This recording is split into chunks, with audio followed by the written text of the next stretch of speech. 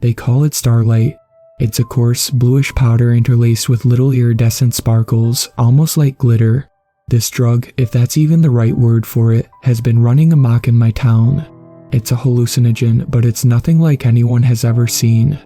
Several people have already died from it, with more still missing, and no one can seem to explain why. There's been rumors about it for a while. Kids at school say it's something more intense than anything else available. One guy who claims his brother tried it called it soul-reaming and more horrible than anything he could have ever imagined. This only grew our fascination with it. Now you may be asking yourself, if the effects are so bad, then why would anyone take it? Well, the same reason people eat Tide Pods and try to swallow spoonfuls of cinnamon, I guess. Ego, curiosity, and boredom are a deadly mix. If there's a demonized substance out there, odds are someone is going to try it eventually. This time, that someone was me and my 3 friends. We were in Aaron's garage about a week ago, just doing what we do best. Ripping bongs, roasting each other, and debating upon how to spend a Friday evening. Griffey was hitting the bong when Daniel pulled something from his pocket and handed it to me. "Fuck is this?" I asked, taking the tiny Ziploc baggie. Inside was about a gram of blue powder. Looked almost like pixie stick dust mixed with tiny flakes of metal. "Starlight," Daniel replied. I didn't believe him at first. I had thought the drug was nothing but an urban legend up until that point. They wanted me to take it with them, but after a very bad experience involving salvia and dubstep, I had sworn off hallucinogens for a while. I just wanted to smoke weed. Plus, the drug was already rumored to be incredibly dangerous. Heard a story at school that some homeless guy had hurled himself into traffic while he was on it. Dude, that's such bullshit. Daniel clearly wasn't buying it. Let me guess, whoever told you that said he has a friend who took too much acid and now thinks he's a glass of orange juice too. Daniel laughed mockingly, but I wasn't swayed. Come on man, that's just government propaganda. They say the same shit about weed. Yeah, and meth and heroin, I fired back. The tension grew between us as Griffey stepped in. I heard it's like coke mixed with shrooms. Makes you feel amazing and see crazy shit too. The 4 of us continued bickering and arguing back and forth for a while. Daniel continued attempting to play the peer pressure angle, but I wasn't about to give in. After all, it would be wise to have at least one sober person if shit went downhill. Besides, half the fun of hallucinogens is watching other people do them. Let's just do a little bump, fuck it. Daniel popped open the bag and dug his car key into the blue powder. He withdrew a moment later and held the key to his nostril. A quick sniffle and the powder shot up his nose. He cringed and put a hand to his face. Oh, fuck, that shit burns. His discomfort didn't seem to sway Aaron, who had already begun reaching for the bag as Daniel held his nose. Aaron held the key but paused as Daniel continued groaning. "You gonna be alright, princess?" Aaron asked him. "Yeah, I'm good. I think it just went down the wrong tube." Aaron and I exchanged a look and a laugh as we thought about the stupidity of his statement. Aaron snorted his bump a moment later and passed on to Griffey. Aaron didn't seem nearly as bothered by it as Daniel was. Griffey then took his and snorted it, handing the bag to me. I sealed it up and handed it back over to Daniel. "Pussy," he shot me a glare, but I just shrugged it off. "It wasn't even that bad for me," Griffey said. "That's 'cause you don't have anything up there to damage," Daniel fired back. Griffey flipped him the bird as I sparked up a cigarette. The smoke lingered in the air of the stagnant garage. Daniel suddenly grew silent and began looking around the room as if following something on the wall. Before my cigarette had even burned out, Daniel suddenly burst out laughing. Griffey jumped in his chair as Daniel began laughing harder than I've ever heard him laugh before. It was a wheezing, almost raspy laugh, like he had just witnessed the most hilarious thing he'd ever seen. Aaron, Griffey, and I just looked at each other. Both their eyes almost seemed to gleam in the garage light. "Dude," Daniel spoke between wheezing breaths. He then stopped and looked around with a goofy, almost manic smile on his face. The 3 of them then simultaneously burst into a calamitous laughter for no apparent reason. The 3 continued laughing profusely for a good 2 minutes. As things quieted, Daniel suggested going on an adventure outside to embrace the trip. Unfortunately, it was the middle of winter and was probably -5 degrees that night, so we decided to go out back and light a fire. Aaron's parents own about 3 acres of land, and his backyard is basically just an open field. Surrounding it is a decent-sized forest, and about a quarter-mile away is a small reservoir. I got a fire going in the pit, since Daniel, Aaron, and Griffey were already beginning to trip heavily. I sat by the fire, and the 3 of them eventually did as well. It was then that I noticed their eyes. They were wide as dinner plates, with their pupils so heavily dilated that I couldn't even see the color of their irises. What I did see in them though was little sparkles, almost like those in the powder. I lit another smoke and just began to observe them. Griffey was glancing around and giggling at random shit. Daniel was just silently looking back and forth, a goofy smile plastered on his face. I looked to Aaron and saw him frozen in a deadlocked stare.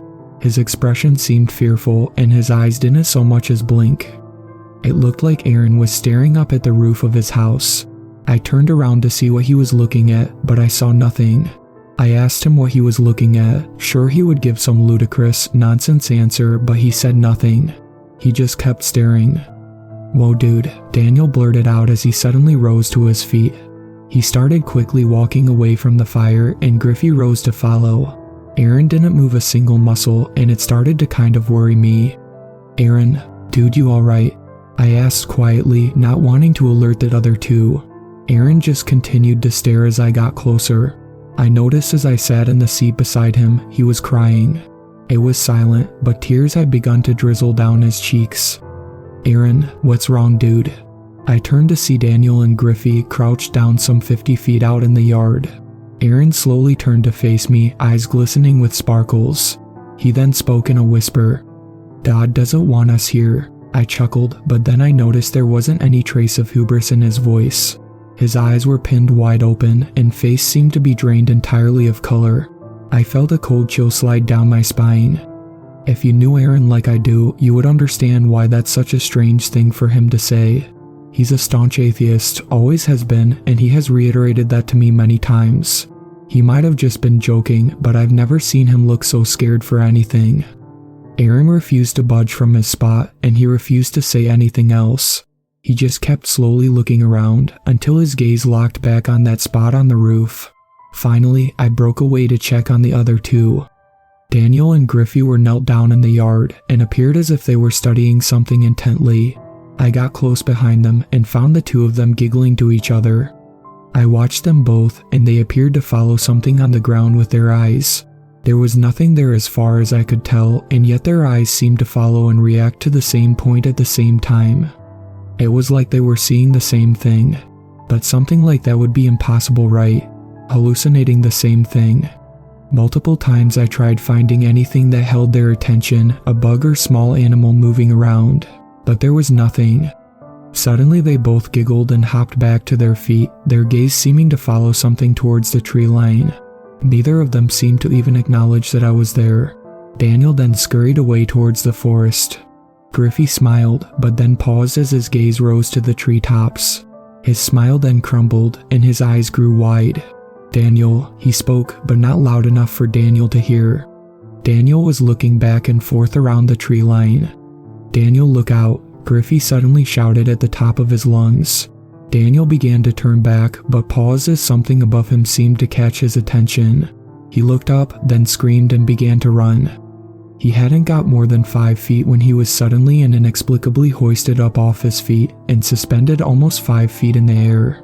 His legs flailed frantically and his body moved side to side. His head and left arm vanished, as if they suddenly didn't exist. He was being held by nothing, there was nothing fucking there. Suddenly I heard a sickening crunch noise, and Daniel went limp. His body was then released and plummeted back to the ground. It hit with a squelch, his head, left shoulder and arm missing. A conglomerate of blood and shredded viscera sprouted from his wounds. Griffey screamed at the top of his lungs, almost crying as he took off running. I didn't know how to process what I had just seen. I finally seemed to snap back to reality to see Griffey far from the house on the opposite side of the yard. I called out to him and gave pursuit as he continued screaming. As I passed the house, I noticed Aaron was no longer sitting by the fire. Griffey tore through the tree line and disappeared within the dense brush. Seconds later I went crashing in behind him, feeling a flurry of branches and twigs assault me. Griffey had gone silent, but I could still hear branches crunching further within. I kept running, but ended up trapping myself at an impenetrable tangle of trees and thistle bushes. I finally pulled out my phone and found the trail, but by that point Griffey had gone silent. I continued down the trail, calling out to him and searching around. I called Griffey and Aaron's phone several times, but neither of them answered. Police sirens shrieked in the distance a couple minutes later. I stayed out there for at least 20 more minutes. I didn't see or hear any sign of Griffey, and regrettably I decided to head back. On the way back, I found a single shoe on the trail. I called out to Griffey again, but again he didn't reply. The cops had already begun scouring the property when I returned. Officers searched throughout the woods, shining flashlights all around. They spotted me as I walked up and commanded me down to the ground. I didn't resist. Everything had all happened so fast. They questioned me, but all I managed to convey was that my friends had disappeared. I was about to ask about Daniel when they did it for me. I had hoped that somehow I hallucinated or simply imagined what had happened to him, but that wasn't the case. I don't know. They pressed me for more, but I just told them I hadn't seen anything. Even if I would have tried explaining what I saw, they never would have believed me. Then they asked a question, which really caught me off guard. "Where did you last see him?" I stared back at them confused. Had they not seen his mutilated corpse in the backyard? Eventually, they revealed that they hadn't actually found Daniel's body. All they found was a spattering of blood and bits of torn clothing. Cops continued to try and extract more info out of me for the next few days, but I didn't say much. What was I supposed to say? They would have thrown me in a loony bin if I told them anymore. The only thing I did tell them was about Starlight. Their expressions didn't even seem to register a response from them. A day later, a local churchgoer stumbled upon a gruesome scene. There was a pile of blood, shredded clothing, and viscera along with a single severed finger at the front of the auditorium. They're still waiting on DNA results, but I'm pretty sure it was Griffey, as no one has seen him since that night. They found one other thing too, a matching shoe to the one I had found in the woods. All of this happened about a week ago, and no one has seen Aaron since. I hope he's okay, but honestly, I don't expect that to be the case. I was sure the cops would lock me up for the rest of my life, and they still might, but for now I've been allowed to return home as they investigate the case. There's an officer stationed 24/7 outside, and they won't let me leave, but at least I'm not in jail. Yet. A couple friends have sent me texts asking what happened to Aaron, Daniel, and Griffey, but I don't know what to tell them. They told me that they've been seeing unmarked black vans driving around town. A lot of guys in suits, and even claims of seeing a hazmat team. It's probably not a wise idea for me to post this here, but I haven't seen anything in the news about any of this. I haven't been able to find out anything about this Starlight either. No one seems to have heard of it before, let alone know where it comes from, or even what the hell it is. I wasn't planning on going public with this, but something happened about an hour ago to make me reconsider. I feel like I no longer have a choice in the matter.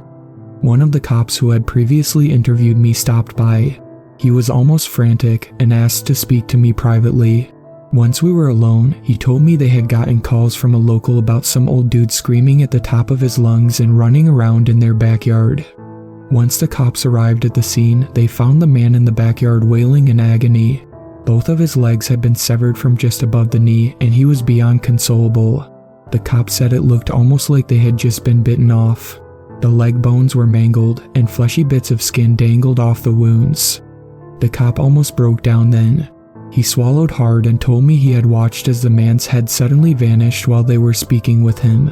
He was then lifted into the air, his arms and bloody stumps still flailing about, before being eviscerated by something unseen. There was just nothing there. He was torn to pieces by nothing, like by something invisible. He almost shook as he explained it. He said something before he died though. The cop swallowed hard and spoke softly. "They've seen us, the gate is open." Neither of us knew what that was supposed to mean. I've never been much of the preaky type, especially considering my chosen lifestyle, but it may be wise to avoid any sort of drug use for a while. The man that died was a well-known cokehead. Cops aren't sure yet, but they believe his latest batch had been cut with Starlight. They haven't found the dealer yet, but it appears as though whoever is supplying the coke is intentionally trying to spread the Starlight. God help us all if they are right.